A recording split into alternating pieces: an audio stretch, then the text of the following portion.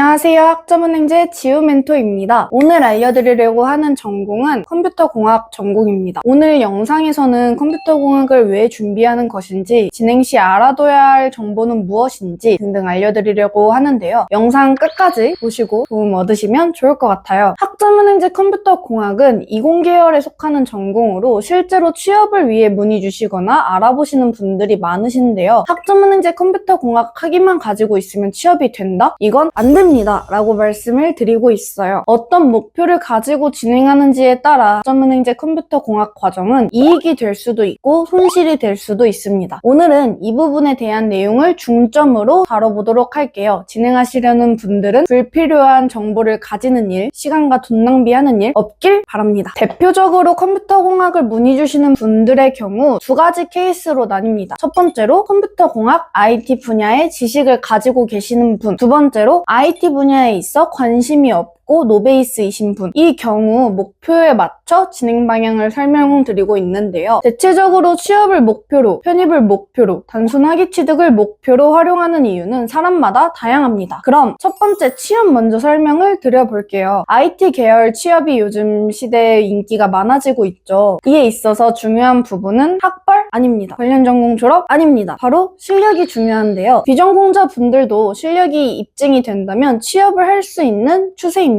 그래서 앞부분에 단순 학위 취득으로 취업이 되는 건 아니다 라고 말씀을 드린 건데요. 학점은행제는 교육부가 주관하는 온라인 대학 과정이지만 학벌로서의 가치는 낮습니다. 그렇다면 많은 분들이 이런 이유를 모르고 과정을 진행하는 것일까요? 그건 아닙니다. 상황에 따라 학점은행제도 분명 도움이 되는 경우가 있어요. 실무 노 베이스의 고등학교 졸업자이거나 실무 노 베이스의 취업 준비 중인 비전공자이거나 또는 일본 취업 비자 발급을 목표로 하는 취준생이거나 마지막으로 이직 또는 승진을 목적으로 준비하시는 분들이거나 이런 분들에게는 학점은행제도 큰 도움이 될 수 있는데요. 실제로 실무가 아직 준비되지 않았다면 실무를 갖추면서 학력 개선을 동시에 진행하며 관련 전공자 타이틀까지 얻는 경우도 많습니다. 어차피 실무를 배울 거라면 실무만 하는 게 아닌 관련 학위 취득도 같이 준비하는 것이죠. 물론 회사마다 차이는 있긴 하지만 승진 조건이나 우대사항을 살펴보면 최종 학력이 학사 이상이어야 되고 관련 전공으로 졸업을 했는지 등등을 보고 있습니다. 때문에 학점은행제를 활용하면 빠르게 학력 조건을 갖출 수 있으니 큰 장점이 되겠죠. 학점제 방식을 활용해 단기간에 학위 취득이 가능하고 외에도 비가 300에서 400만 원 정도인 대학교보다 부담이 적은 편이라 큰 비용도 들지 않고 이 모든 과정을 대면 없이 온라인으로 진행할 수 있으니까요. 다음, 편입을 목표로 준비하는 경우입니다. 실제로 학점은행제를 통해 편입 조건을 갖추는 학생들이 많은데요. 편입은 어느 대학을 목표로 하는지에 따라 조금씩 차이가 있습니다. 인서울 편입을 희망한다면 사실 전공은 상관이 없고 오히려 지필고사 성적을 더 중점으로 두는 것이 중요한데요. 하지만 직어국의 경우는 조금 차이가 있습니다. 지방 거점 공립대학교의 경우는 주로 공인영어 성적, 전공시험 또는 전공 면접을 위주로 보고 있는데요. 물론 직어국도 다른 전공으로 준비했을 때 합격하는 경우도 많지만 공학 계열을 노리고 있다면 학점은행제를 통해 준비할 경우 경영학보다는 컴퓨터공학으로 준비해도 괜찮다는 것이죠. 그래서 편입을 준비할 때 인서울을 목표로 한다면 경영학, 직어국 공학 계열이 목표다 하신다면 컴퓨터공학으로 준비하시는 것이 유리하십니다. 이러한 목표를 이루기 위해 컴퓨터공학 과정을 진행하려면 첫 번째로 교육원 선택을 해야 되는데 교육원의 경우 어디서 했는지에 따라 차이가 많을 거예요. 그 이유는 교육원마다 수료 난이도가 각각 다르기 때문인데요. 이전에 심리학 영상에서 다뤘던 것처럼 어떤 교육원은 담당자가 있어 과정을 1대1로 도움을 주지만 어떤 교육원은 기본적인 형식만 알려주고 과정은 혼자서 하나하나 챙겨야 되다 보니 사람들이 어디서 들었는지에 따라 후기도 각각 달라지겠죠. 대부분의 학생들은 처음 문의를 할 때 이렇게 교육원이 많이 있는지도 잘 모르고 교육원마다 수료 난이도가 각각 달라지는 부분도 모르고 있는 경우가 많습니다. 그래서 어떤 교육원에서 수강하는지에 따라 과정이 어려울 수도 있고 쉬울 수도 있다는 것이에요. 이수 난이도가 쉬운 교육원에 전공에서 진행을 하고 싶다 하시는 분들은 이번 영상의 내용을 담기에는 너무 길어지다 보니 본문 내용 통해 문의 주시면 자세한 내용을 알려드릴 수 있도록 할게요. 컴퓨터공학 학사학위 취득의 경우 기간은 학력에 따라 조금씩 차이가 생기는데요. 보졸의 경우는 주로 1년 반에서 2년 반 정도 시간이 걸리고 보유학점을 가지고 있는 대졸자의 경우는 주로 2학기만으로 약 1년 만에 빠르게 과정을 마무리하는 경우도 많습니다. 비전공 4년제 대졸자의 경우는 약 2학기에서 3학기가 소요되는데요. 네트워크 관리사 2급이나 컴퓨터 활용 능력 2급 등등 난이도는 어렵지 않지만 학점으로 인정이 되는 자격증을 활용해 기간을 단축하며 진행 가능하다 보니 참고해서 개개인 상황에 맞춰 과정을 진행하시면 좋을 것 같습니다. 오늘은 이렇게 두 번째로 학점은행제 컴퓨터공학에 대해 알려드렸는데요. 과정을 알아보시다 보면 누구는 쉽다, 누구는 어렵다 하시는데 어떻게 계획을 세우고 진행하느냐에 따라 달라집니다. 최대한 효율적으로 과정 진행을 원하신다면 본문 내용의 상담 요청 양식 통해 문의 주시거나 연락 주시면 저 지우 멘토가 직접 상담 도와드릴 수 있도록 할게요. 추가적으로 더 궁금한 내용이 있다면 댓글 통해 편하게 남겨주시고 앞으로도 또 도움되는 전공과 정보 가지고 찾아오도록 하겠습니다. 구독, 좋아요, 알림 설정 잊지 말아주세요. 감사합니다.